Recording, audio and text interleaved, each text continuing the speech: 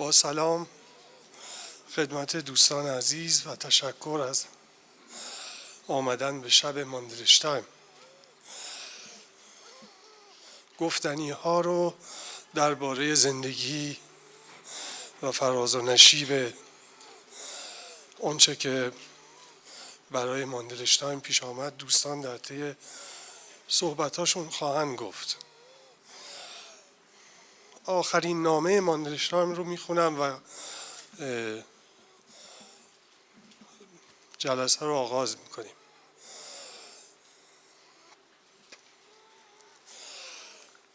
نامه است که از همسر ماندلشتایم به خود ماندلشتایم نوشته شده است. در واقع آخرین نامه. عزیزم، کلمه‌ای برای نوشتن این نامه که شاید هرگز نخوانی ندارم. دارم آن را در فضای خالی می نویسم. شاید بازگردی و مرا اینجا نیابی. آنگاه این تنها چیزی خواهد بود که می توانی مرا با آن به خاطر بیاوری. اوسیا، چه لذتی داشت زندگی در کنار هم مانند کودکان. همه دعوا مرافعه ها، مشاجره ها و بازی ها که می کردیم و عشقمان. حالا حتی به آسمان هم نگاه نمی کنم. اگر ابری ببینم به که می توانم نشانش دهم؟ یادت می آید چگونه آذوقه جشن‌های فقیرانه من را در هر جا که مثل دورگردها چادر می زدیم فراهم می کردیم؟ یادت می آید مزه خوب نانی را که معجزه‌وار به دست می آوردیم و با هم می خوردیم؟ و زمستان آخرمان را در ورونژ، فقر شیرینمان و شعرهایی که تو می نگاشتی. آن دفعه ای را به یاد می آورم که از استخر برمی گشتیم و مقداری تخم مرغ یا سوسیس خریدیم و یک گاری پر از یونجه از کنارمان گذشت. هنوز هوا سرد بود و من با آن کت کوتاهی که تنم بود داشتم یخ می زدم. البته در مقابل رنجی که الان باید تحمل کنیم هیچ بود. می دانم چقدر سردت است. اکنون آن روز برایم تداعی می شود. اکنون به روشنی درک می کنم و از رنج آن به رنج می آیم. هر اندیشه‌ام درباره توست. هر اشک و هر لبخندم برای توست. هر روز و هر ساعت از زندگی تلخمان را در کنار هم ستایش می کنم. زندگی ممکن است خیلی طول بکشد. چقدر سخت و طولانی است برای هر کدومان تنها مردن. آیا این سرنوشت ماست که چنان جدا ناشدنی هستیم؟ هر شب در خواب به سراغم می آمدی و من مرتب می پرسیدم چه شده، اما تو پاسخ نمی دادی. در آخرین خوابم داشتم در رستوران یک هتل کثیف برایت غذا می خریدم. مردم آنجا کاملا غریبه بودند. غذا را که گرفتم فهمیدم نمی توانم آن را کجا ببرم، چون نمی دانستم تو کجایی. وقتی بیدار شدم به شورا گفتم اوسیا مرده. نمیدانم اکنون زنده ای یا نه. اما از آن موقع که تو را گم کردم نمیدانم کجایی. آیا صدایم را خواهی شنید؟ میدانی چقدر دوستت دارم. هرگز نمیتوانستم بگویم چقدر دوستت دارم. حتی اکنون نیز نمیتوانم بگویم. فقط با تو حرف میزنم، فقط با تو. تو همیشه با منی و من که سرکش و عصبانی بودم و هیچگاه یاد نگرفتم قطره ای اشک بریزم، اکنون میگریم و میگریم. منم نادژدا، تو کجایی؟ بدرود. از کتاب امید برباد رفته. من اولین بار که با سروده های ماندلشتایم آشنا شدم از طریق ترجمه استادمون آقای رضا سیدحسینی بود. اون موقع دوره مجله کلک بود و مثل همیشه محبت ایشون شامل حال ما می شد و از همون موقع یک نوع علاقه‌ای به زندگی او و همینطور کنجکاوی درباره او پیش اومد و در طی دوران مجله کلک و بعد بخارا شاید بیشترین متن رو به فارسی درباره ماندلشتایم در همین دو دوره این دو نشریه چاپ کردیم تا امروز که این امکان پیش آمد که یک شماره ای رو به یاد او منتشر کنیم. این است که میخوام در ابتدا از آقای سید حسینی خواهش کنم بیان و اون اولین ترجمه رو اولا بخونن و بعد آنچه رو که باید راجع به ماندشتام برایمان بگوین. خواهش میکنم.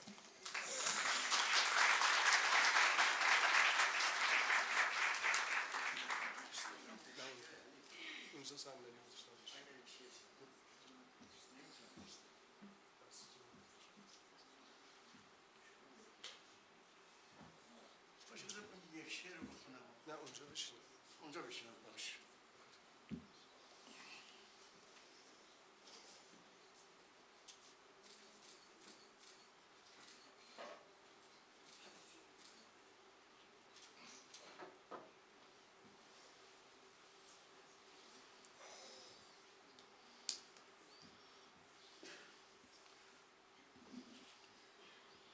به نام حکیم سخن در زبان آفرین.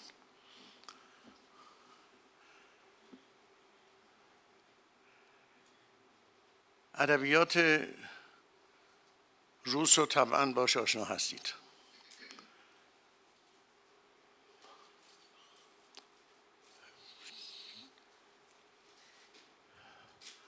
آخر قرن 19 بزرگترین رمان نویس های دنیا در روسیه به وجود اومدن.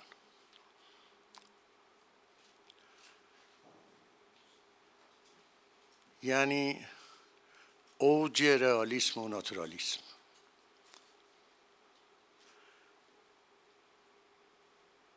همه تون از تولستوی و داستایوفسکی شاهکاراشون رو خوندین طبعا. این دوران عجیب و غریب مکتب‌های جدید در دنیا بود. مارینتی و فوتوریسم ایتالیا، پایان دوره سمبولیسم و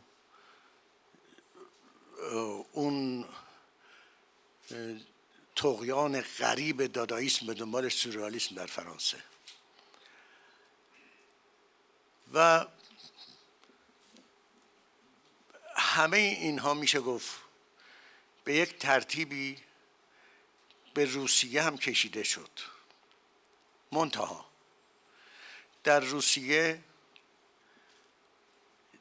چنان تجربه غنی در ادبیات وجود داشت که نمیشد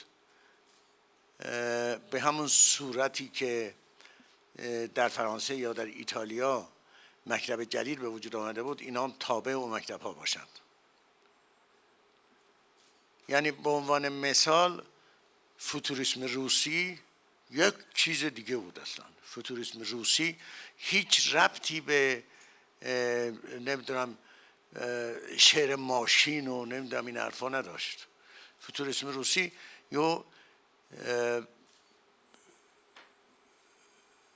یک غولاسا پیش رفت، یک چیز دیگری شد و در این میان از یک طرف انقلاب و مطابق معمول حرفای تبلیغاتی و ژورنالیسم و این حرفا و از طرف دیگه کسانی که تصور می‌کردند که انقلاب اجتماعی باید با انقلاب فرهنگی هم توأم باشه و این خیلی جالب بود. منتها این تصور خودش هیچ ربطی به جنجال‌های ژورنالیستی نداشت. اونها فکر می‌کردن وقتی انقلاب اجتماعی و سیاسی به وجود اومده انقلاب فرهنگی هم شعر رو یک اوج تازه‌ای به شعر به ادبیات میده و در این مورد واقعا میشه گفت موفق شدن.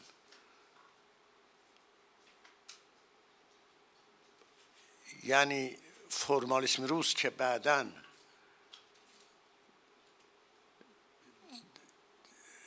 اصلا مقدمه نقد نو شد، مقدمه استرکتورالیسم شد. این در سالهای پیش از انقلاب و نزدیک انقلاب به وجود اومد و از نظر سیاسیون، از نظر اینایی که میخواستن شعر رو بگن تا کارگر نمیدونم بفهمه شعر رو بشه در سخنرانی گفت، اینا از نظر اونها واقعا چیز بدی بود، به طوری که بعداً به صورت فحش به کار بردن فرمالیسم رو. و حالا که فرمالیسم تنها مسئله توجه به فرم نبود، فرمالیسم توجه به فرم و تاثیر فرم در محتوا و اینها از نمیدونم کلمه از واج گرفته تا رمان، ترکیب اینها با هم چه تأثیری داره که نتیجه به استرکتورالیسم کشید. و در این میان بعضی شاعرها این حد رو هم قبول نداشتند، یعنی به یک نوعی اوج معتقد بودند که 6 نفری که آکمئیسم رو تشکیل دادند، آکمه در یونانی به معنی کماله، یعنی کمالگرایی، و این کمالگرایان حیرت آور بودن. شعرشون گذاشته از قالب بی‌نظیر هم میتونست محتوای جهانی داشته باشه، از تمام برجسته ترین مسائل دنیا، از اون چه تاریخ، از اون چه فرهنگ به یادگار آورده، یهو در یک شعر جلوه میکنه. من این شعری که علی میگه، اولین شعر که بعد در مکتبه ادبی هم گذاشتم، یک شعر من داشتم و میخونم، شاید یکی دیگه بقیه حالا خواهند خوند دیگران و مهم نیست، ولی این شعر جالبه.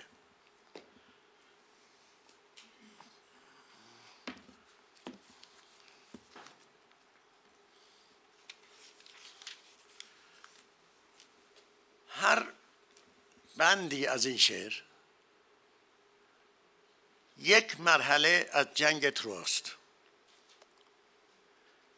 اون شبی که اون اسب معروف رو میفرستن داخل شهر و کشتار و نتیجه. جالبه یک شعر بگی در یک شعر این همه مسائل رو بند به بند بیاری و به این زیبایی. شعر رو میخونم براتون. حال که نتوانستم دستهایت را برای خود نگه دارم، حال که به لبهای ابریشم و نمکت خیانت کردم، باید در آکروپول منتظر صبح بمانم. از گریه های ستونهای باستانی چقدر بیزارم.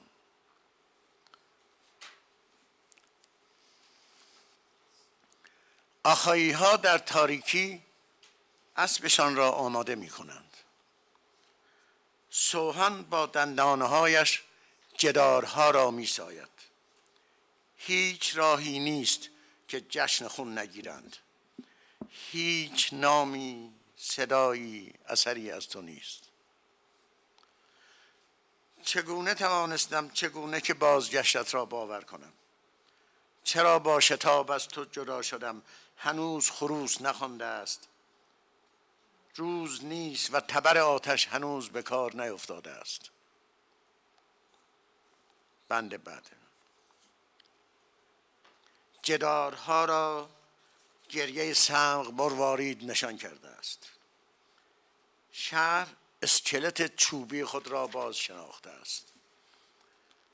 اما خون به هنگام حمله فواره زد و جادو جنگجویان را در خواب 3 بار افسون کرده است. تروای مهربان کجاست؟ حرمسرا و شهریار کجاست؟ ویران خواهد شد ای پریام کبوترخان بلند، و از هر پیکانی تا پیکان دیگر رگباری از چوب فرو می ریزد. و چوب‌های دیگری مانند درخت فندق از زمین بالا می‌روند.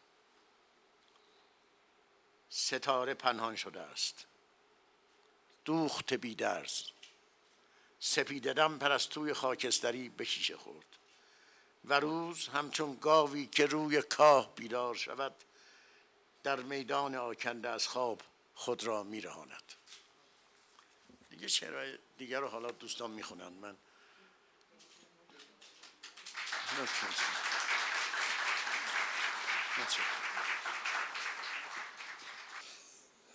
چهره‌ای دلنشین، اندامی باریک و کلامی گرم که در نخستین آشنایی‌ها اثری ژرف از خود به جا می‌گذارد. این تصویری است که از آنا آخماتووا، شاعره بزرگ روسیه، به دست دادن. همونطور که آقای سید حسینی گفتن، آخماتووا در کنار گومیلوف، شوهرش، ماندلشتاین و یکی دو تن دیگر در 1913 بیانیه مشهور خودشون رو منتشر کردن و مکتب آکمیست رو بنیاد نهادن که این مکتب اثر جدی بر جریان ادبی به خصوص شعر معاصر روسیه گذاشت. دوستی‌های آخماتووا با معاصرینش بسیار گسترده و حائز اهمیت است. مقالات و یادداشت‌های آخماتووا درباره مودیلیانی، آزیا برلین، پاسترناک و ماندلشتاین بسیار خواندنی است.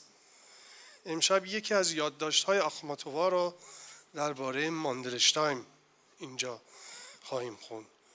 این متن توسط آقای احمد پوری به فارسی در آمده که از خانم حیدرزاده خواهش میکنم تشریف بیارن متن خانم آخماتووا رو برامون بخونن.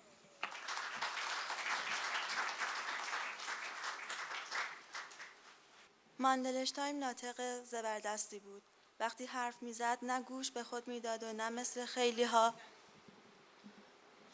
در جواب خود صحبت میکرد. کلام او دقیق، پر از تصاویر و بی نهایت متنوع بود.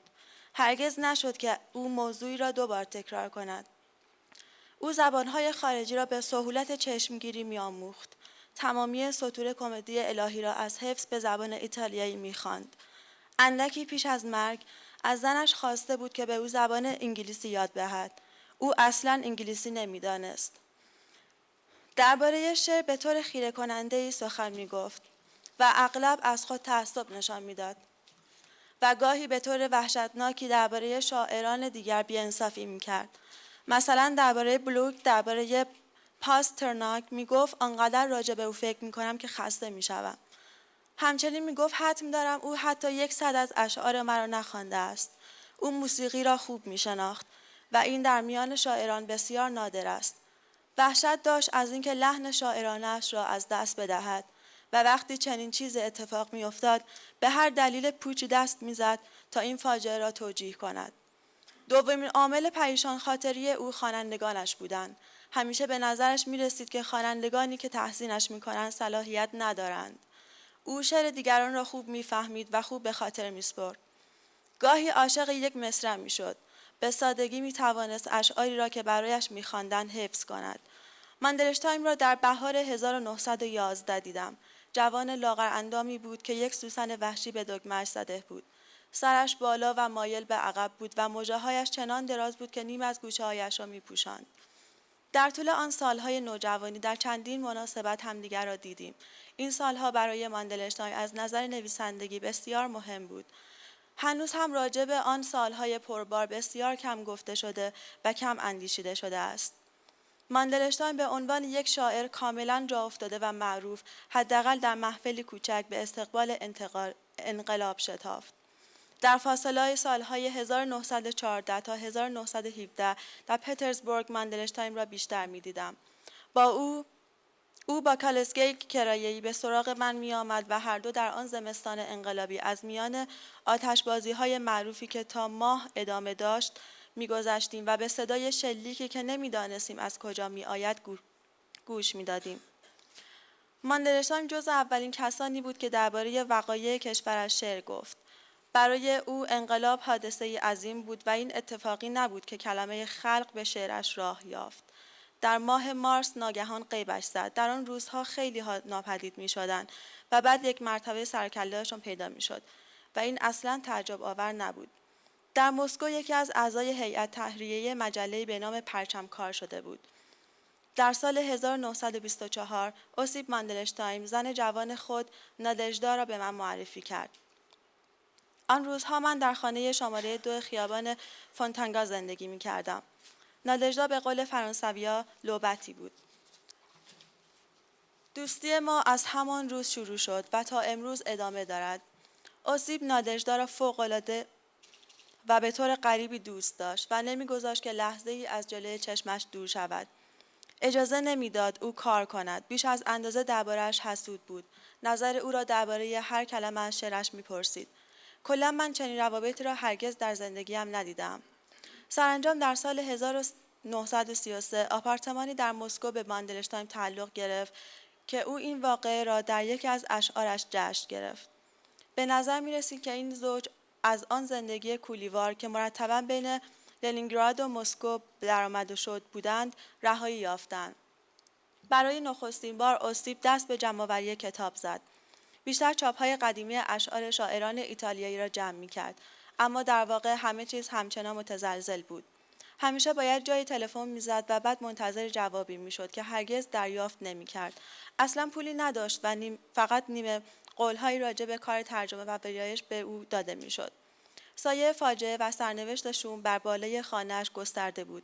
در همان روزها بود که ماندلشتایم از نظر ظاهر بسیار فرق کرده بود. به زحمت نفس می‌کشید، مثل پیرمردها به نظر می‌رسید. 42 سال داشت.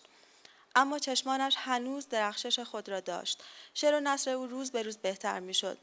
در 3 می 1934 دستگیر شد. در همان روز پس از چندین تلگراف و تلفن که از لنینگراد کرده بودم، وارد خانه ماندلشتایم شدم. در آن روزها چنان فقیر بودیم که برای خریدن بلیت 2 سره قطار مجبور شدم مجسمه کوچکی را که داشتم بفروشم. دستور بازداشت ماندلشتایم را خود باکودا امضا کرده بود. پلیس تمامی شب را در آپارتمان او به دنبال اشعارش می‌گشت. ما همگی در یک اتاق جمع شده بودیم. صدایی نبود. پشت دیوار از خانه همسایه صدای گیتار هوایی می‌آمد. بازرس شعر قرن گرگ را پیدا کرد و به اوسیپ نشان داد. او هم بدون کلامی سر را به علامت تاکید تکان داد. او را ساعت 7 صبح وقتی که هوا روشن بود بردند. وقتی داشتیم از هم جدا می شدیم مرا بوسید. 15 روز بعد صبح زود تلفنی به نادژدا شد و به او گفتند که اگر می‌خواهد شوهرش را در تبعید همراهی کند باید همان شب خود را به ایستگاه راه آهن کازان برساند. من و دوستم برای مسافرت آنها اقدام به جمع‌آوری پول کردیم. مردم پول زیادی دادند. خانم به اشک از چشمانش سرازیر شد و بدون اینکه بشمارد مشت اسکناس توی دستم گذاشت. با نادژدا به ایستگاه کازان رفتم. اما قطار خود من غروب همان روز از ایستگاه لنینگراد حرکت می‌کرد و اوسیپ را بعد از اینکه من رفتم به ایستگاه آوردند. کسی اجازه صحبت با او را نداشت. خیلی بد شد که من منتظرش نشدم و او را ندیدم، چون بعدها وقتی گاهی رگه‌هایی از جنون در او دیده می‌شد، او یقین می‌کرد که من کشته شدم و دنبال جنازه‌ام می‌گشت. در فوریه 1936 برای دیدن ماندلشتایم به ورونش رفتم و تمامی ماجرایش را شنیدم. جالب است که در ورونش درست زمانی که ماندلشتایم اصلاً آزاد نبود، اشعارش لبریز از وسعت اندیشه و آزادی بود. ماندلشتایم یک چهره تراژیک بود. حتی در زمان تبعیدش در ورونش آثاری مملو از قدرت و زیبایی بی‌سابقه پدید آورد. او از هیچ شاعری الهام نگرفته است. همین مسئله برای کسانی که بیوگرافی او را می‌نویسند جالب نیست؟ من در تمامی دنیای شعر به چنین موردی برنخورده‌ام. منابع تغذیه شعری پوشکین و بلوک را می‌دانیم. اما چه کسی می‌تواند بگوید که این هارمونی نو و آسمانی چگونه به شعر ماندلشتایم راه یافت؟ آخرین بار ماندلشتایم در پاییز سال 1937 دیدم. او و نادژدا برای چند روز به لنینگراد آمده بودند. فاجعه گام به گام همه ما را تعقیب می‌کرد. ماندلشتایم دیگر اصلا پولی نداشت. او و زنش جایی برای زندگی کردن نداشتند. اوسیپ به سنگینی نفس می‌کشید. هوا را با لب‌هایش درون می‌برد. درست به خاطرم نمی‌آید کجا. همه چیز مثل یک کابوس به نظر می‌رسید. کسی آمد و گفت که پدر اسیب لباس گرم ندارد. اسیب بلوزی را که زیر کتش پوشیده بود درآورد و خواست که آن را به پدرش دهند. در آن زمان ما هر دو اولیس جیمز جویس را می‌خواندیم. او با یک ترجمه خوب آلمانی و من به زبان اصلی. چندین بار خواستیم راجع به اولیس صحبت کنیم اما نتوانستیم. زمان برای صحبت کردن درباره کتاب مناسب نبود. ماندلشتام دومین بار و برای آخر در 2 ماه مه 1938 دستگیر شد.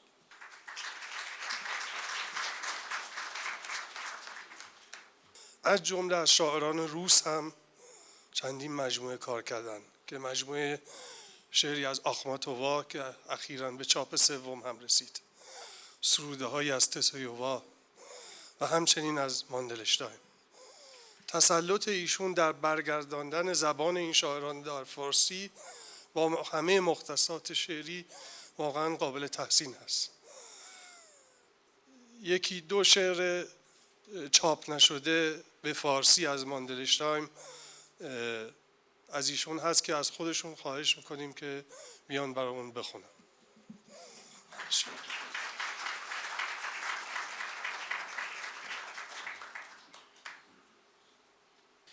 با درود. البته من فقط 1 شعر چاپ نشده رو خواهم خوند و 3 تا شعری که در اینجا چاپ شده با اجازهتون میخونم. شمع سیاه. این سرنوشت تو بود که شانه های باریکت سرخ شوند زیر تازیانه، سرخ شوند زیر تازیانه، بسوزند در سوز سرما. دستان کودکانت بلند کنند و تو را، بلند کنند و تو را و آن را بر لباس ها بکشند.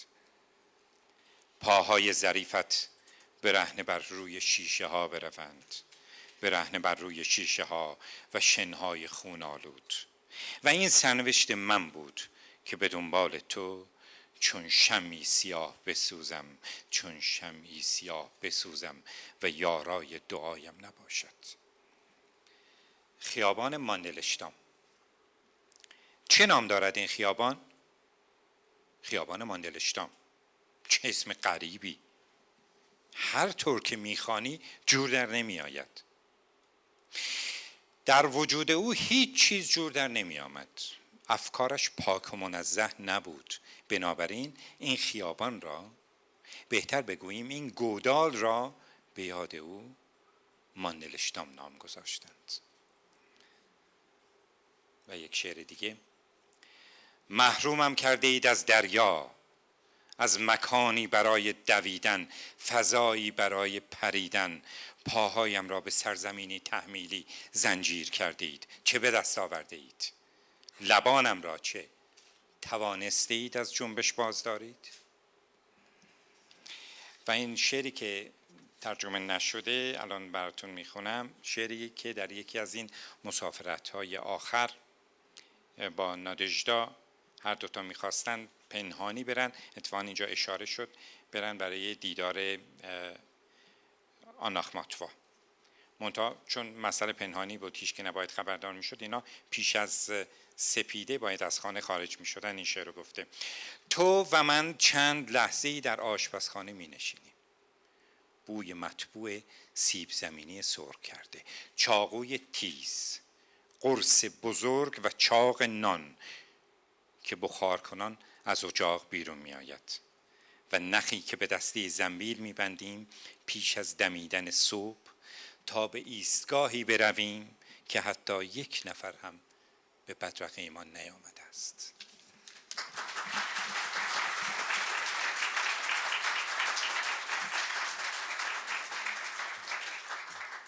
انتشار این شماره بخارا مصادف شد با حضور خانم هورا یاوری در ایران که برای ما مغتنم بود و از ایشون خواهش کردیم که امشب در جمع باشند و درباره ماندلشتایم و شعر روسیه برایمون بگویند. خانم یاوری تحصیلات خودشون رو در مراکز دانشگاهی متعددی به پایان رسوندن، از آن جمله اخذ درجه دکترا در رشته روانشناسی اجتماعی از دانشگاه سوربن که عنوان موضوع رساله ایشون نقش اجتماعی روانشناختی مذهب در دانشگاه تهران در جریان انقلاب اسلامی. فوق لیسانس از دانشگاه تهران در رشته روانشناسی بالینی و لیسانس در ادبیات انگلیسی. از کتاب‌های خانم یاوری به 2 کتاب اشاره می‌کنم: کتاب روانکاوی و ادبیات در ایران، 2 متن، 2 خویشتن 2 جهان و کتاب زندگی در آینه که اخیراً منتشر شد و نزدیک به 50 مقاله و سخنرانی در مجامع دانشگاهی اروپا و آمریکا و در حال حاضر ایشون در مرکز مطالعات ایرانی دانشگاه کلمبیا در نیویورک به کار پژوهش و تألیف ادامه میدهند و اینکه خواهش میکنیم تشریف بیارن.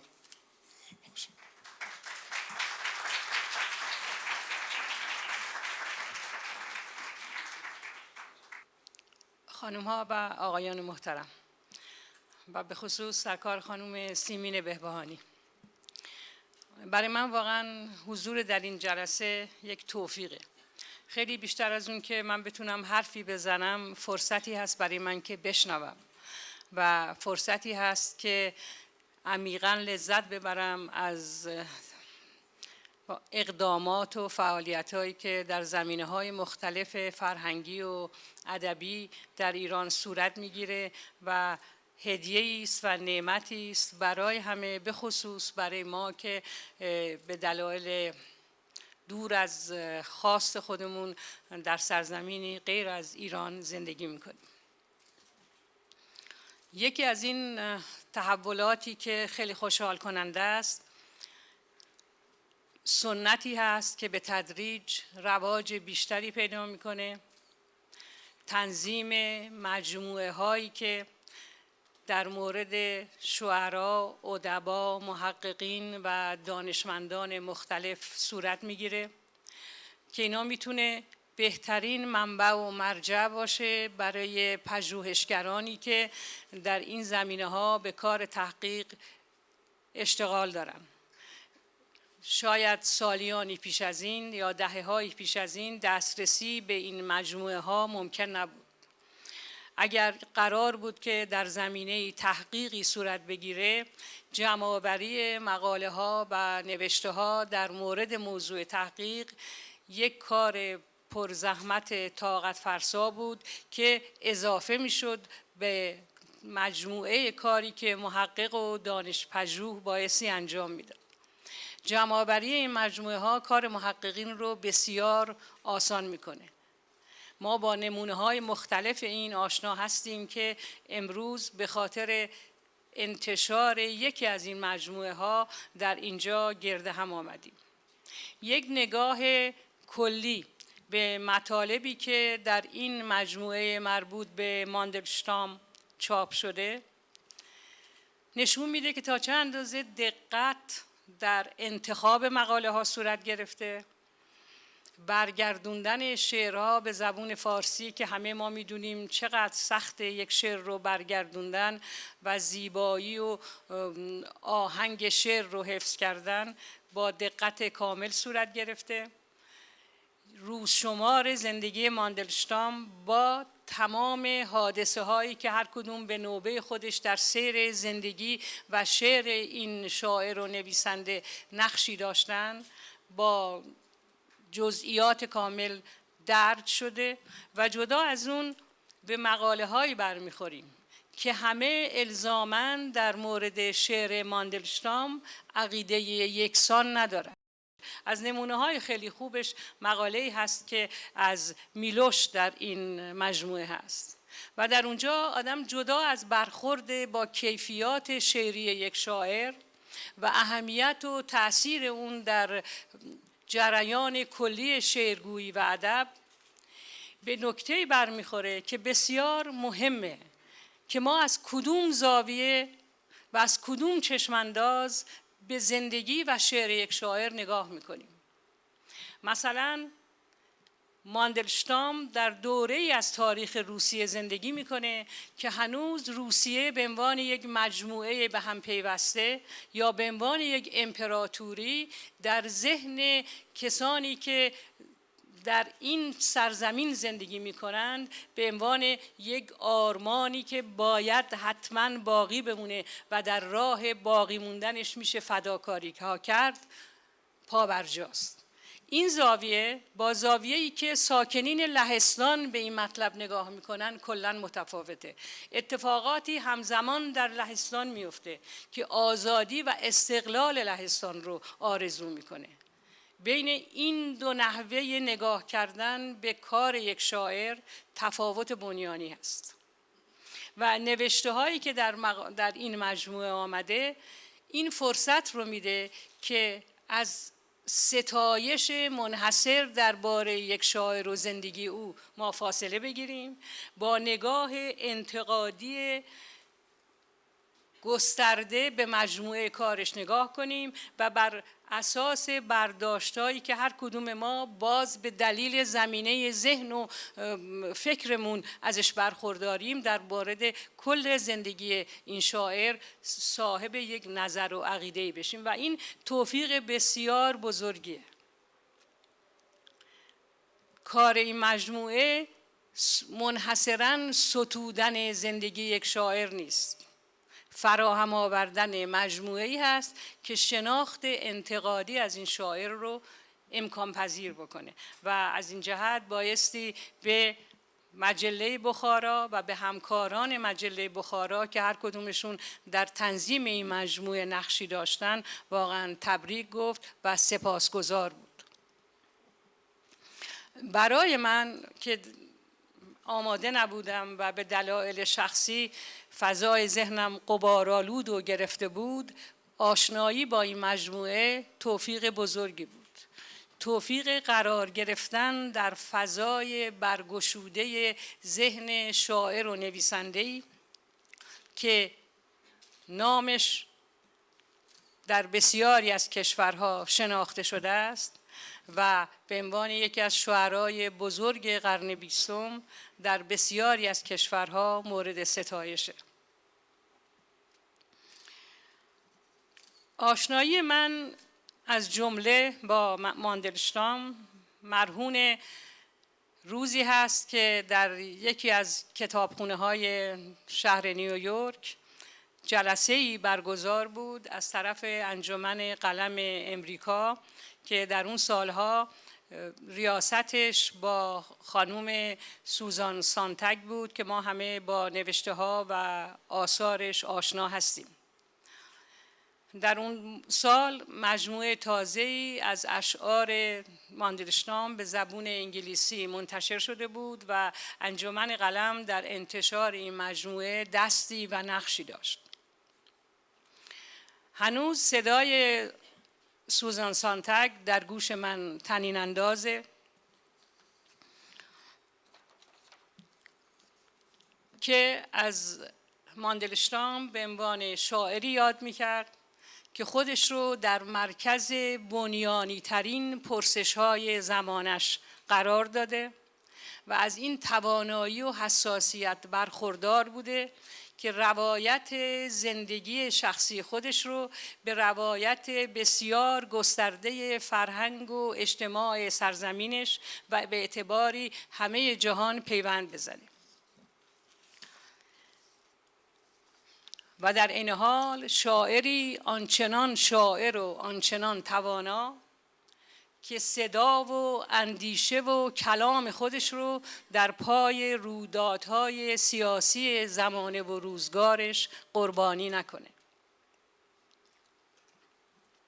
شاعری که بیش از هر چیز به خود زندگی و به خلوص واژه‌هایی که در توصیف و تبیین این زندگی به کار می گرفت می اندیشید، علاقمند بود و وفادار باقی موند و این توفیق رو پیدا کرد که در حافظه شاعرانه اون عمقی ترین جریان هایی که در فرهنگ و ادب سرزمینش گذر می‌کردند اینا به سطح برسن و در برابر چشم خوانندگانش قرار بگیرن.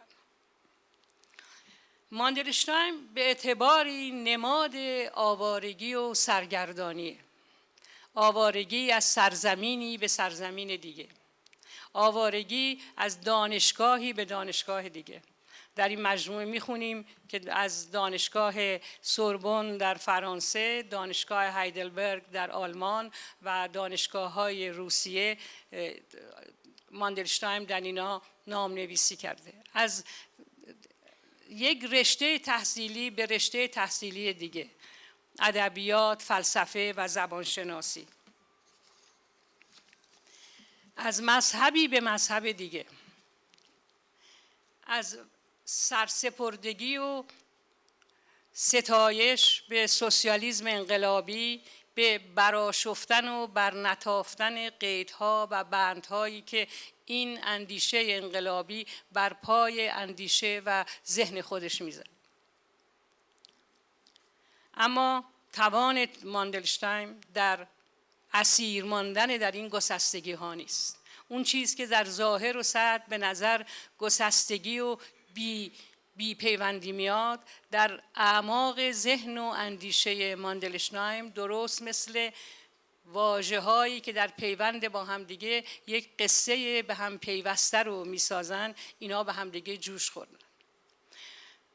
زندگی ماندلشتایم به اعتباری زندگی هست که در نگرانی، در اضطراب، در فقر، در گرسنگی و در آوارگی گذشته. ولی شاید برداشت‌های ما و معیارهایی که ما با اون زندگی رو محک میزنیم و ارزیابی میکنیم که همشون در درون قراردادهای ثابت و جا افتاده قرار دارن، در ذهن آدمی مثل او کلاً معناهای متفاوتی داشته. از درون تمام این تکه های پراکنده‌ای که هر کدومشون میتونن موجبات شکست و از پادر آمدن رو فراهم بکنن، آدمی مثل او حماسه های پیروزی آفریده و زندگیش نه برای شاعران و نویسندگان که همشون خودشون به اعتباری ماندلشتایمی در درون دارن، بلکه برای همه ما الگویی هست و سرمشقی که به اون چیزی که در درون می جوشه و امکان به وجود آمدن و آفریده شدن داره وفادار بمونیم و در برابر مشکلات از پا در نیاییم. جمع شدن همه ما امروز در اینجا واقعا سپاسی است از آدمی که به اعتباری در رنج و تعب زیست و به اعتبار دیگه در نهایت شادمانی و سرخوشی و شعفی که از به وجود آوردن و آفریدن کارهای درخشان پا میگیره. یادش همیشه با ما خواهد بود. خیلی متشکرم.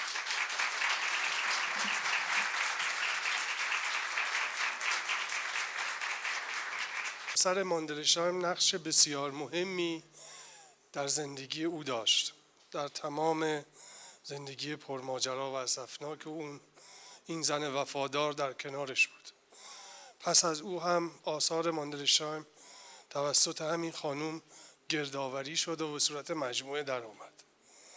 علاوه بر اینها نادژدا خود یک نویسنده و صاحب نظر در مسائل ادبی بود.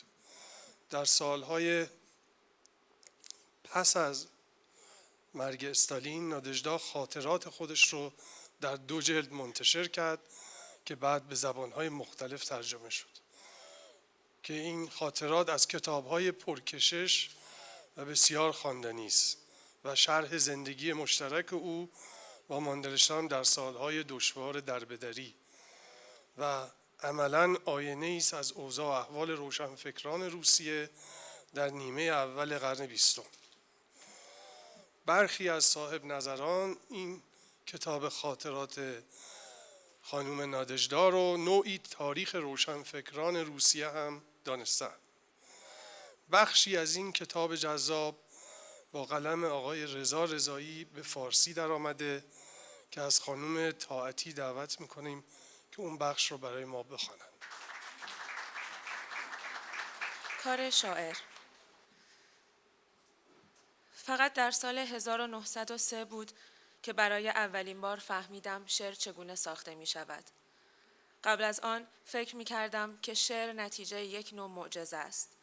وقوع ناگهانی چیزی که قبلاً وجود نداشته است. اوایل حتی متوجه نمی شدم که اسیب دارد کار می کند و همیشه تعجب می کردم که چرا بعضی وقتها بیقرار و غمگین می شود و از خانه بیرون می زند تا از گپ و گفتگوهای خودمانی فرار کند.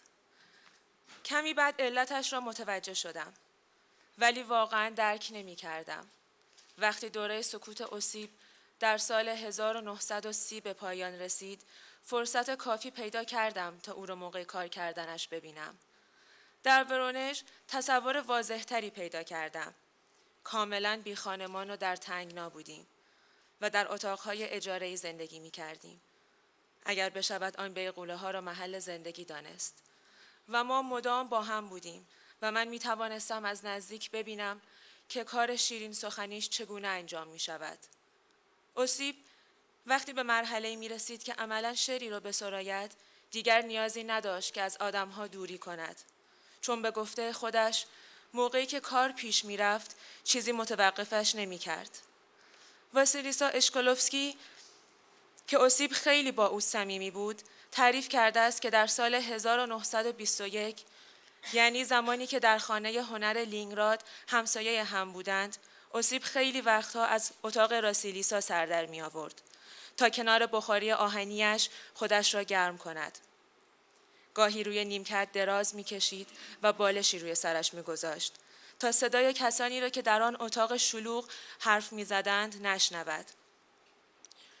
اسیب در مواقع ساختن شعر هر وقت که حوصله‌اش از اطرافیان سر می رفت به همین شکل به دیدن واسیلیسا می رفت.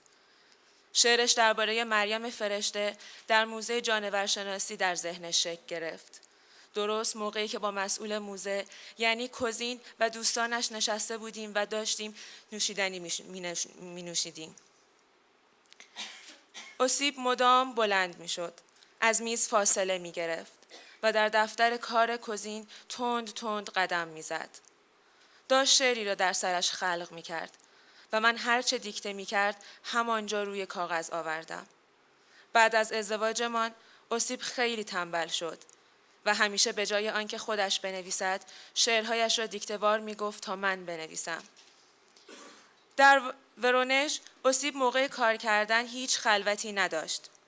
در جاهایی که ما اجاره می کردیم کریدور یا آشپزخانه‌ای نبود که اسیب هر وقت دلش خواست تنها باشد به آنجا برود. منظورم این نیست که در مسکو وضع بهتر بود، ولی در مسکو لااقل من می توانستم 1-2 ساعتی از خانه خارج بشوم و اسیب را تنها بگذارم تا کار کند. در ورونژ جایی نبود که من بروم جز خیابان‌های سرد و یخبسته. و اتفاقاً در آن 3 سالی که ما آنجا بودیم زمستان‌ها سردتر از همیشه بود. به هر حال وقتی شعری به مرحله پختگی می رسید من دلم به حال اسیب می سوخت. چون درست مثل جانوری بود که در قفس حبس شده باشد و من فقط کاری را می کردم که از دستم برمی آمد.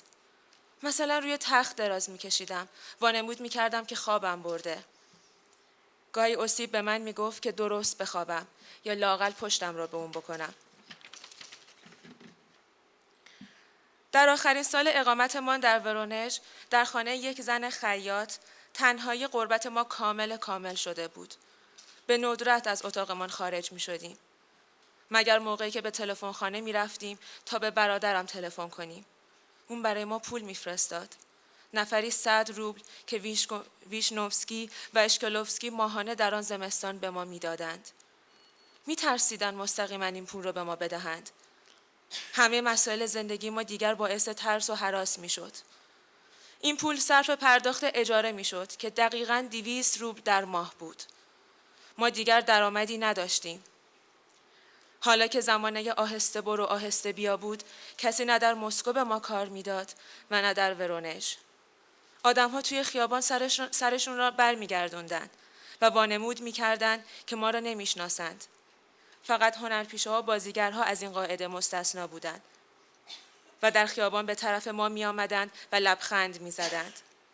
شاید علتش این بود که در جریان تصفیه‌های بزرگ تئاترها کمتر از بقیه نهادهای شوروی لطمه دیده بودند. تنها کسانی که برای دیدنمان به خانه ما می آمدند ناتاشا اشتمپل و فدیا مارانتس بودند. اما هر دو سر کار می رفتند و زیاد وقت نداشتند. ناتاشا می گفت که مادرش به اون هشدار می داده که از عواقب احتمالی دیدن ما برحذر باشد و سعی می کرده کسی نفهمد ناتاشا به دیدن ما می آید. اما روزی مادرش به اون گفته بود می دانم کجا می روی. چرا از من مخفی می کنی؟ من فقط به تو هشدار دادم. نگفتم که چی کار کنی. چرا به اینجا دعوتشان نمی کنی؟ بعد از آن ما هم به دیدن ناتاشا می رفتیم و مادرش نیز هر چه داشت سر سفره می آورد. متواضع و فهمیده و مهربان بود و تنها آدمی بود که در ورونژ ما را به خانه‌اش راه می داد. همه درهای دیگر محکم به روی ما بسته می شد. در این جامعه سوسیالیستی ما نجس به حساب می آمدیم و کسی نمی بایست به ما دست بزند. همه چیز حکایت از این داشت که پایان کار نزدیک است و اوسیب سعی داشت از ایام باقی مانده‌اش نهایت استفاده را ببرد. احساس می کرد که باید عجله کند وگرنه همه چیز تمام می شود و نمی تواند چیزهایی را بگوید که هنوز می خواست بگوید. گاهی از اوسیب خواهش می کردم استراحت کند، برود کمی قدم بزند یا کمی دراز بکشد، اما زیر بار نمی رفت. بله، فرصت چندانی باقی نمانده بود و باید عجله کرد. شعرها یکی پس از دیگری از وجودش بیرون آمدند. همزمان روی چند شعر کار می کرد و گاهی از من می خواست که در یک جلسه 2 یا 3 شعر را که در ذهنش کامل شده بود روی کاغذ بیاورم. نمی توانستم متوقفش کنم. باید بفهمی که دیگر وقت ندارم. البته خیلی جدی و متین به فرجام قریب الوقوع خود نگاه می کرد. اما من برخلاف او زیاد واضح تشخیص نمی دادم. هیچ وقت در این باره زیاد با من حرف نمی زد. اما در نامه هایی که به کسانی در مسکو می نوشت به چیزی که انتظارش بود اشاره هایی کرده بود. اما باز هم لابلای جمله ها زود موضوع را عوض کرده بود و وانمود کرده بود که صرفاً دارد از مشکلات همیشگی شکایت می کند. شاید هم واقعاً سعی داشت چنین افکاری را از ذهنش دور کند، اما به احتمال قوی‌تر می‌خواست احساسات مرا آرام نگه دارد و آخرین روزهای زندگی مشترکمان را سیاه و تاریک جلوه ندهد. سراسر آن سال را به شدت کار کرد، طوری که نفس تنگیش بدتر شد. نبضش نامنظم می‌زد و لب‌هاش کبود شده بود. بیشتر وقتها در خیابان آنژین آزارش می‌داد و در آخرین سال زندگیمان در ورونژ دیگر نمی‌شد که بگذارم تنهایی بیرون برود. حتی در خانه‌ام فقط موقع آرام بود که من کنارش بودم. روبروی هم می‌نشستیم و من به حرکت لب‌هایش نگاه می‌کردم. چون سعی داشت زمان از دست رفته را جبران کند و آخرین کلمات خود را با شتاب به ثبت برساند. هر بار که شعر تازه‌ای را تحریر می‌کردم، اوسیب سطرها را می‌شمرد و حساب می‌کرد که طبق بالاترین نرخ‌های دستمزد چقدر گیرش می‌آید. به نرخ کمتر رضایت نمی‌داد، مگر آنکه از شعرش ناراضی می‌بود و در این مواقع با نرخ پایین‌تر موافقت می‌کرد. این نوعی یادآوری سولوگوب بود که شعرهای خود را بر اساس کیفیت دسته‌بندی و قیمت‌گذاری می‌کرد. بعد از این عواید بیرون می‌رفتیم تا با اتکا به آن برای شاممان پول قرض کنیم. از بعضی از بازیگرها، حروفچین‌های چاپخانه‌های محل و گاهی هم از 2 پروفسور آشنا که یکیشون دوست ناتاشا و دیگری متخصص ادبیات بود پول قرض می‌کردیم. معمولاً ترتیبی می‌دادیم که در خیابان‌های فرعی و خلوت آنها را ببینیم و درست مثل ماموران مخفی آهسته از کنار هم عبور می‌کردیم تا آنها پاکت پول را یواشکی به ما رد کنند. به سراغ حروفچین‌ها می‌رفتیم. اوسیب در تابستان 1935 با آنها آشنا شده بود، چون آن موقع در خانه عامل زندگی می‌کردیم که نزدیک چاپخانه‌ها و دفاتر روزنامه‌های محلی بود. اوسیب وقتی شعرهایش را تمام می‌کرد، می‌رفت برای آنها می‌خواند. به خصوص دیر وقت شب که غیر از حروفچین‌ها کسی بیدار نبود. همیشه از دیدن اوسیب خوشحال می شدند. هرچند که جوانترها گاهی با اظهار نظرهایی که از نشریه ادبی یاد گرفته بودند نیش و کنایه‌ای هم می زدند. که این مسئله البته سن و سالدارترها را ناراحت می کرد. در زمانه سختی که سپری می کردیم همین سن و سالدارترها در سکوت به شعرهای اوسیب گوش می سپردند و بعد از این در و آن در بوگپ می زدند و یکیشان هم می رفت برای اوسیب غذا بخرد. دستمزدشان چنگی به دل نمی زد. به زحمت دخل و خرج می کردند. اما احساس می کردند که در چنین اوضاعی نباید رفیقی را فراموش کرد. موقعی که می رفتیم پول قرض کنیم سریعا به پستخانه می زدیم و بعضی از شعرهای اوسیب را برای مجله های ادبی مسکو می فرستادیم. فقط یک بار به ما جواب دادند. موقعی که شعر سرباز ناشناس را برای نشریه‌ای فرستاده بودیم.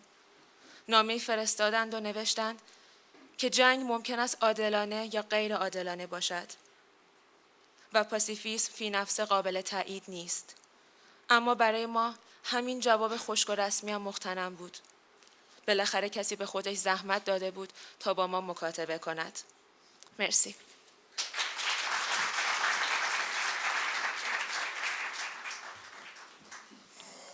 تا به امروز متجاوز از 100 جلد کتاب درباره تاریخ ادبیات روسیه به زبانهای مختلف منتشر شده. از میون این کتاب‌ها تألیف پروفسور ویکتور تراس با عنوان تاریخ ادبیات روس از اهمیت خاصی برخوردار است. پروفسور تراس متخصص ادبیات روسیه است و در چندین دانشگاه امریکا از جمله دانشگاه ایلینوی تدریس کرده. کتاب‌های متعددی همچون داستایفسکی جوان، تفسیر رمان ابله، همنشین کارامازوف، شرحی بر خاستگاه رمان داستایفسکی و زبان و سبک او از تراس منتشر شده. کتاب تاریخ ادبیات روس رو دانشگاه یل در امریکا منتشر کرد. این کتاب بزرگ و حجیم 1000 صفحه‌ای رو آقای علی بهبهانی به فارسی ترجمه کرد. دوستان حاضر همگی اهل بخیه هستند و میدونن که علی بهبهانی دست به چه کار سترگی در ترجمه این کتاب زد و چگونه چندین سال واقعا آسایش و زندگی رو بر خودش حرام کرد تا این کار رو اون هم با وسواس خاص او به پایان برسونه. این کتاب اخیراً منتشر شد. درباره علی بهبهانی همینقدر بگویم که آدم کافی است که مادری همچون بانوی شعر و غزل فارسی مثل سیمین بهبهانی داشته باشه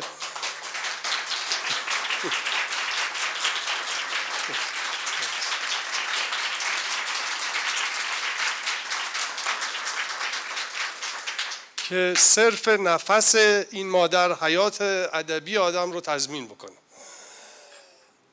حالا که علی بهبهانی با ترجمه این کتاب خودش یک متخصص ادبیات روسیه شده، خواهش میکنیم که بیاد از اون بخش هایی که مربوط به دوران زندگی ماندلشتایم و ادبیات روسیه و شعر روسیه میشه برامون بگوید. بفرمایید.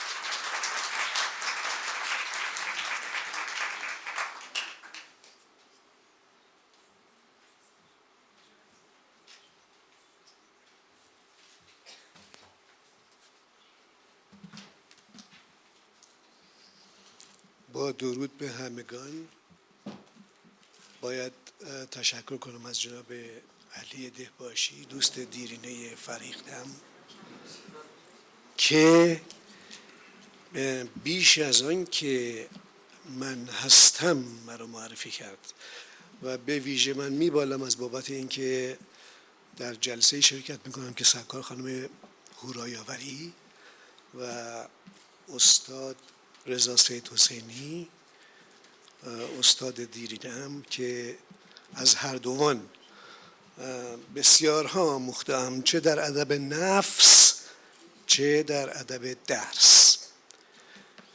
سخنانی که ایراد کردند این دو بزرگوار از زبان اوسیب ماندلشتام به این دو مصرع میتونه پیوند بخوره. حظ محض است این کلام، مرهم گذار ماتم آدمی است. اوسیپ امیلیویچ ماندلشتام به سال 1891 در ورشو زاده شد، اما عمده عمر خود را در سن پترزبورگ سپری کرد، شهری که به شمار فراوانی از شعرهای او جان میبخشید. اوسیپ از خانواده یهودی مؤمنی وابسته به طبقه میانه برآمد. پدرش امیل ونیامینوویچ تاجر چرم بود و مادرش فلورا دانش آموخته زادگاه خود ویلنا. هرچند اوسیپ ماندلشتام همواره فرهنگ غرب را ارج می‌دهاد و حساسیت شاعرانش از ایمان مسیحی سمت و سو می‌گرفت، هیچگاه روسیه را وانگذاشت، چنان که به هنگام دورماندگی از این سرزمین در غم و غبن غربت و افسوس از دست رفتن شوکت و سهولت پیشین آن چنین سرود: از چه رو جان بر این دیار می‌گراید، کجا رفته اند که پنداری هرگز نبودند آن روزان. متروک مانده دیاری است خالی افتاده از هر آفرینه‌ای، آن که باز نمی‌نگرد سالیان گذشته را. در پترزبورگ به دبیرستان پیوست. در 1907 از پاریس دیدن کرد و در 1910 2 نیم سال تحصیلی را در هایدلبرگ با آموختن ادبیات فرانسوی کهن گذراند. در 1911 در دانشگاه سن پترزبورگ نام نوشت به قصد آنکه واژه شناسی رومیایی و ژرمنی بیاموزد، اما هیچگاه فارغ التحصیل نشد. در 1909 نخستین شعرهای خود را در نشریه آپولون به چاپ سپرد و با نیکولای استپانوویچ گومیلیوف و آنا اندریونا اخماتووا دیدار کرد که از آن پس هر 3 تن یاران همه عمر یکدیگر شدند. هنگامی هم که گومیلیوف اتحادیه شاعران را در پترزبورگ طرح افکند، ماندلشتام در تاختن بر سمبولیسم با تمام توان به سنگر اکمیست‌های جوان پیوست و طی سالهای 1912 تا 14 هم عنان با گومیلیوف و اخماتووا از رهبران تندپوی مکتبی شد که با عرفان و انتزاع سمبولیسم روسی می ستیزید و پیجوی روشنی و فشردگی در شعر بود. پس در گرماگرم همین دوران اصول باورهای خود را در زمینه هنر کلامی ضمن بیانیه بامداد اکمیزم تدوین کرد. ماندلشتام از اندک شمار شاعرانی بود که به کارآموزی نیاز نداشت. چند شعری که از روزگار نوجوانیش برجا مانده همه پر ارجند. نخستین مجموعه منظومش به نام سنگ که در 1913 نشر و در 1916 به صورتی گسترده ویراسته شد، از او شاعری بالیده در چشم می‌کشاند. همتایانی که در جریه همروزگارانش هوشمندتر از وی بودند نیز نبوغش را بیدرنگ باز شناختند. برای نمونه مکسیمیلیان الکساندروویچ والوشین و گیورگی ولادیمیروویچ ایوانوف. والوشین ترانه‌خوان مادرزادش خواند و به راستی هم که ماندلشتام هم آغاز با شاعری پرده‌گردانی واکه‌های خود را آشکارا پیش زمینه می‌گذاشت. شعرهاش پیجوی گفتار موسیقایی نغمه‌گر و گاه رسمی است. یکی از سروده‌های آغازینش به نام پری شاهرخانی در درختزارانند 1914 استعاره‌ای تلویحی و همزمان نشان آگاهی شاعر است از موسیقی ویژه بیتهاش. نوآیینی چنو چندان شیفته موسیقی بود که خنیای موسیقایی کلام حتی در پیشینیان رمانتیک خود را نیز ارج می‌نهاد. به ویژه موسیقی پاری آثار تیوتچف را که از تجربتی هوشیار نشان گرفته و با بهره‌وری از آن چنین سروده بود: پاس حس هویتی از جان انسان و جان جهان با جادویی نازنده و دیرنده، رساننده تجربتی هوشیار غرقه اقیانوسی شدم، آکنده پرهیب های هول بر گردگاه بیکرانه خیزابه های تار و گرد بر گرد آن شعله ورمقا که تارم چرخ.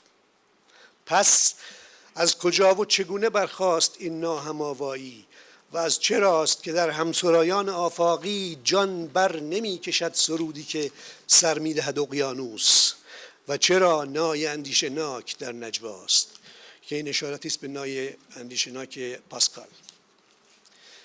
بسیاری از شعرهای این دوران ماندلشتام همچنان نمادگراست، مبهم، سایسان، رازناک، خونیایی.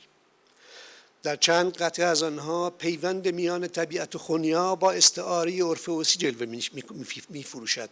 شعری با عنوان خاموش 1910 به شکار لحظه زایش آفرودیت میکوشد غریو کشان که به کردار کف بمانه ای آفرودیت. بگذار کلام دیگر بار به خونیا بدل شود، بگذار دل به حس دلی ره برد، عجین به چشم سار روز الست.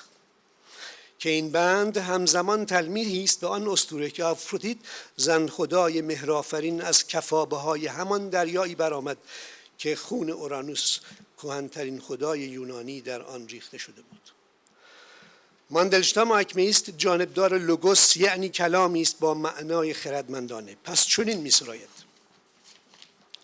اما تو گلبانگ شادی برار چون اشعیا، ای خرد ورزترین، ای زباستیان باخ. ذات‌انگاری واژه به مثابه اندامواره‌ای زنده که ایستاری است بنیادین در شیوه آکمئیسم در چند شعر زیبا بیان شده است، همچون قطعه خیال روی تو یارب عذاب آور و تردیدانگیز سروده 1912 با مصرع‌هایی چنین: اسم اعظم چونان مرغی عظیم از سینه‌ام پر کشید. شاعر در سروده تا امروز بر کوه آتوس 1915 با فرقه بدعتگذار ایمیا بوژتسی از ایمیا نام و باگ شاید همان بق ایزد ایرانیان پیش از برانگیخته شدن زرتشت هویتی همانند می‌یابد و ارتداد ایشان را بدعت زیبا می‌خواند. حظ محض است این کلام، مرهم گزار ماتم آدمی است. ماندلشتام سنگ را ضمن مجموعه شعری به همین عنوان اینگونه به خطاب می‌گیرد: ای سنگ چون رشته نخی باش و چون تار تنکی شو، با ناوک تیز سوزنی فرو رو بر سینه خالی آسمان. در این تعبیرهای آکمئیستی آدمی سازنده اشیای زیبا، بنیانگذار کلیساهای جامع، تصنیفگر هماهنگی‌های خونیایی، آفریننده واژه‌های جادویی و مانندان آن با طبیعت گردن فرازانه همچشمی می‌کند. شاعر آکمئیست ما به هنرهای نمایشی نیز شیفته بود. درباره ولادیسلاو الکساندروویچ اوزروف، تراژدی نویس بزرگ سنت کلاسیک، از گلگستران رنج سهمگین در تئاتر او سخن گفت و واپسین شعاع شامگاه ماتمیش خواند. تلمیحی به زندگی هنری آن بازی نویس که بر اثر روانرنجگی گسیخته و کوتاه شد. ماندلشتام از پی انقلاب توانست 3 مجموعه شعر بیرون دهد که آخرینش در 1932 جلوه کرد.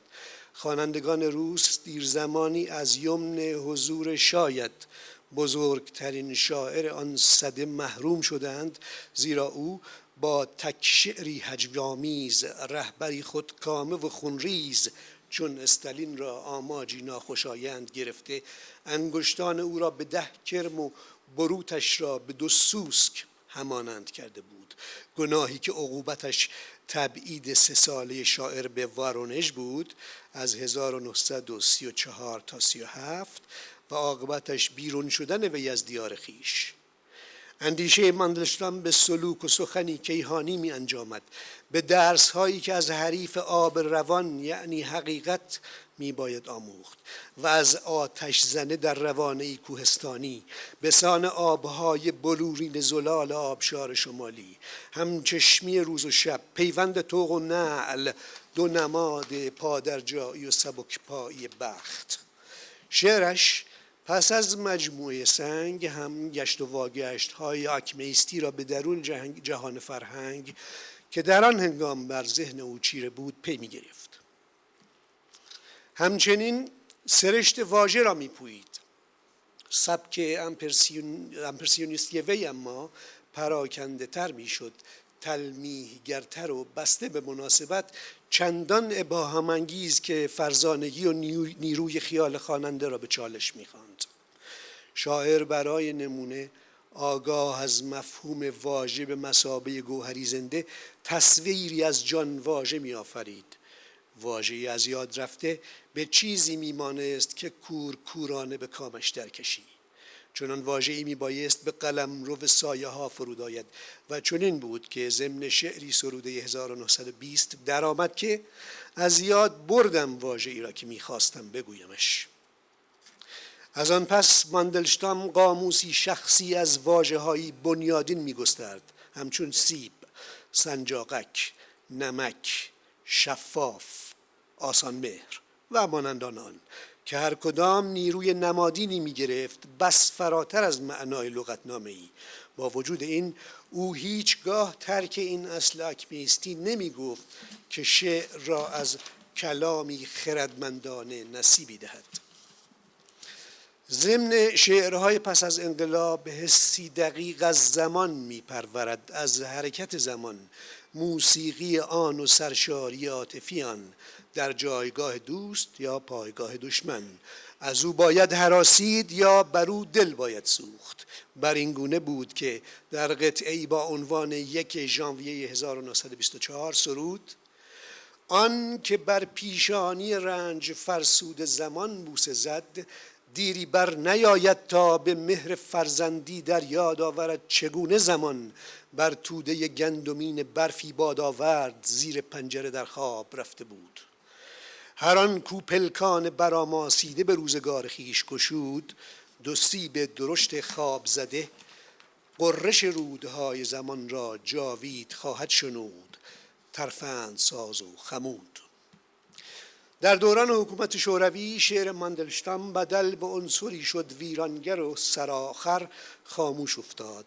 سالی پیش از مرگ در همین زمینه چنین سروده بود: همچون رمبراند شهید شیوه سایه روشنگری، ژرفا ژرف مغاکی در افتاده ام گنگ پرورد زمان. اوسیپ ماندلشتام به سال 1938 در اردوگاه زندانیان نزدیک ولادیواستوک سیبری دردمندانه جان داد.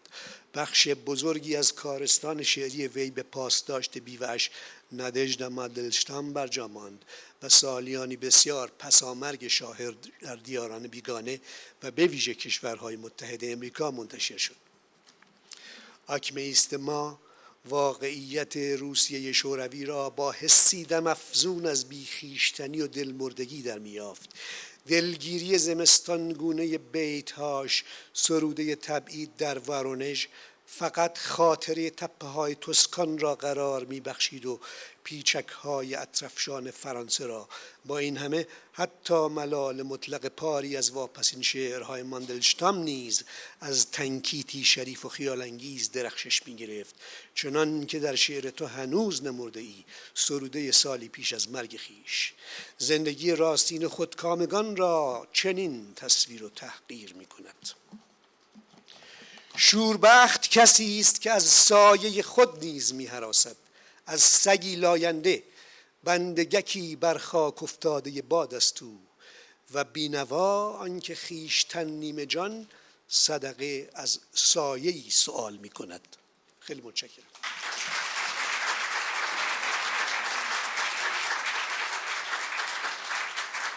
اولین مجموعه شعر ماندلشتایم به زبان فارسی منتشر شد که یه برگزیده اشعار بود و این کار توسط آقای نعیم بزاز عطایی که خود دانش آموخته روسی است و این مجموعه رو مستقیما از زبان روسی به فارسی در آوردن، به صورت یک برگزیده منتشر کردن که در کتاب فروشی پایین هم هست.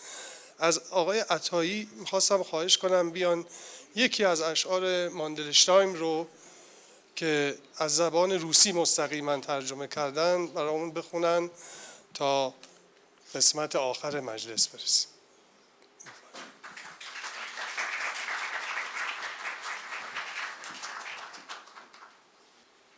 با تشکر.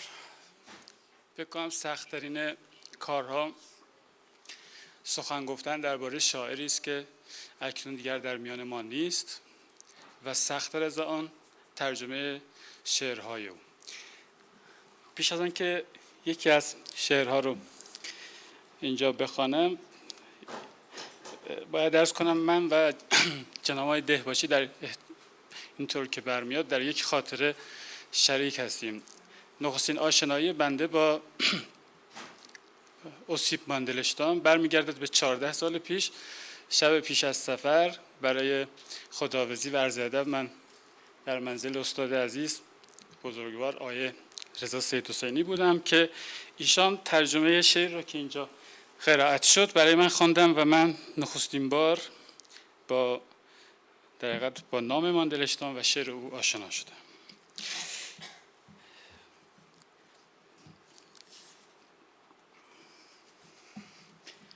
در اینجا من یکی از شعرها رو با نام سکه طلایی خدمتتون قرائت میکنم. تمام روز هوای خاکستری و پاییزی را در حسرت و پریشانی فرو دادم. میخواهم پشت میز شام بنشینم با ستارگان، سکه‌ای طلایی درون کیف تاریکم. هراسان از انبوه مه زرد به زیرزمین کوچکی سرازیر شدم. من هیچگاه چنین رستورانی ندیده بودم و این چنین اوباشی. خدمتکاران کوچک، ژاپنی‌ها، سخنبافان فربه از خزانه‌های دیگران، پشت پیشخوان 10 روبلی‌های کسی را می‌شمارد، همه سرخوش و مست. لطفاً این سکه را برای من خرد کنید. تقاضای من بسیار قانع کننده است. فقط کاغذ پاره به من ندهید. من کاغذهای 3 روبلی را نمی‌خواهم. خدایا من با این عربده کش مست چه کنم؟ خدایا من چگونه از اینجا سر در آوردم؟ اگر به حرمت آن نام حق با من است، این سکه را برای من خرد کنید. متشکرم.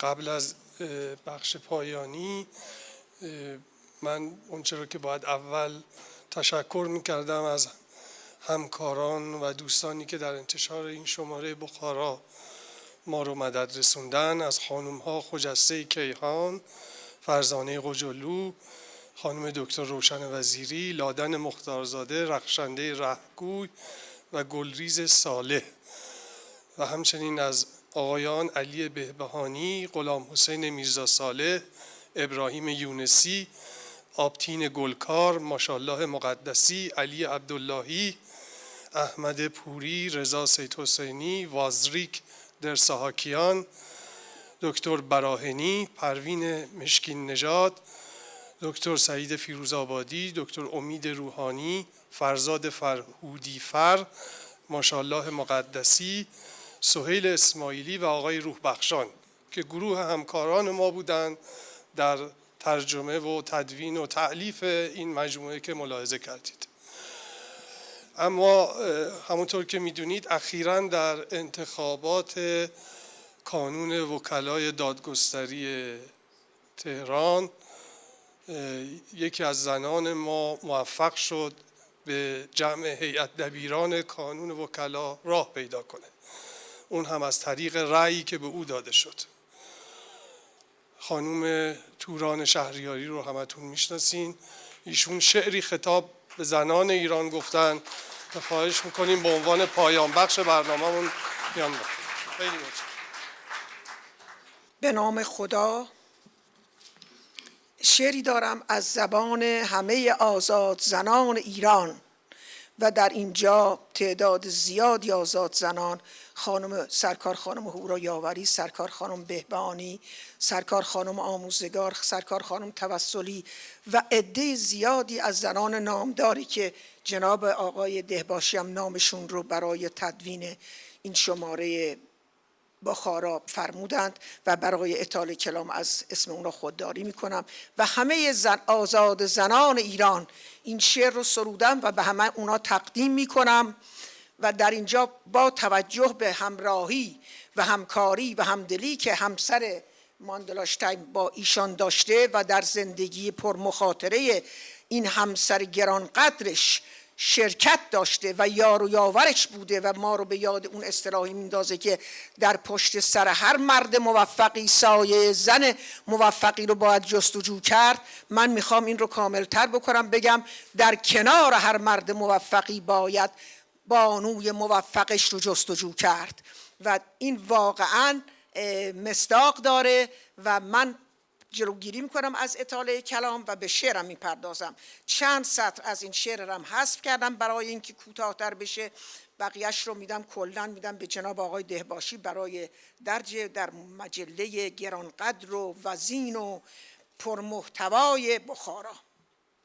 من آزاد بانوی ایران زمینم، بود مهر آزادگی بر جبینم. منم از ازل رهرو راه ایران، از این ره روم تا دم واپسینم. به هر جا روم گرچه باشد گلستان، وطن را به بیداری و خواب بینم. بود سینه آتشگه مهر میهن، مباد افسرد آتش دلنشینم. به پیش هر ایران ستایی شوم خم، ولی پیش دشمن چو شیر عرینم.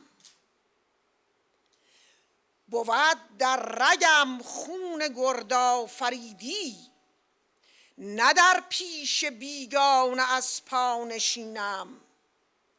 منم زاده آرتمیس و فرانک، ز پشت و پی آرش و آبتینم.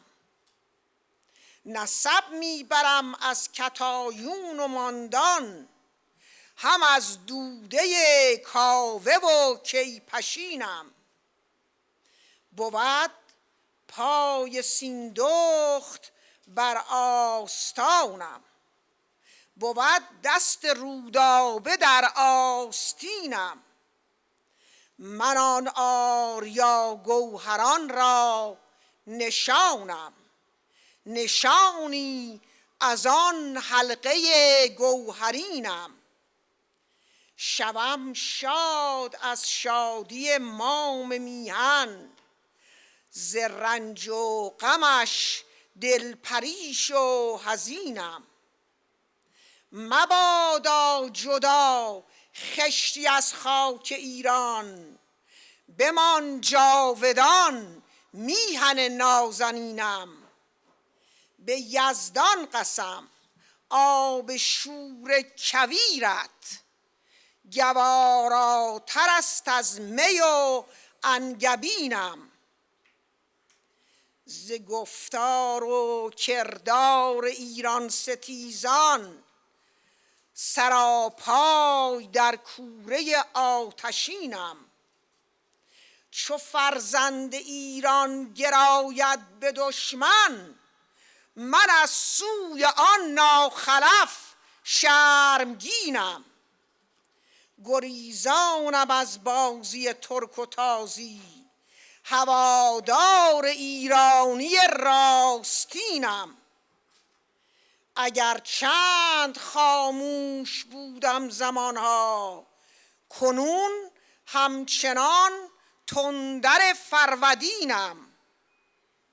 فراروی آزادی آرم فرو سر، ز تهدید و زور و خشونت غمینم.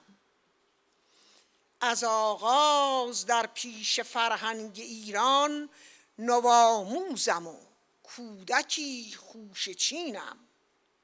منم آریا بانوی آریایی، خدا را پرستم وطن را گزینم، پرستشگهم بوده و هست ایران، بود چار سویش بهشت برینم.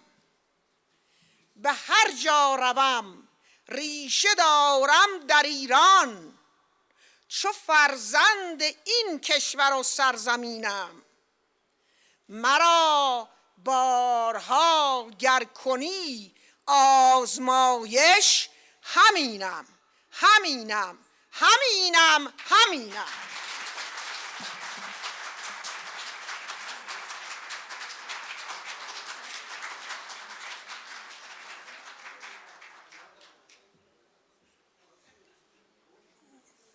در شرایطی به پایان نشست امشبمون، شب ماندلشتایم، رسیدیم که در واقع بحث ماندلشتایم آغاز شده.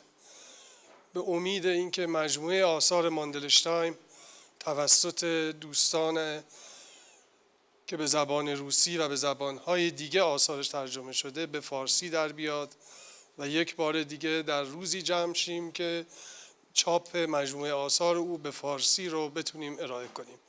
از همه دوستان خیلی متشکرم.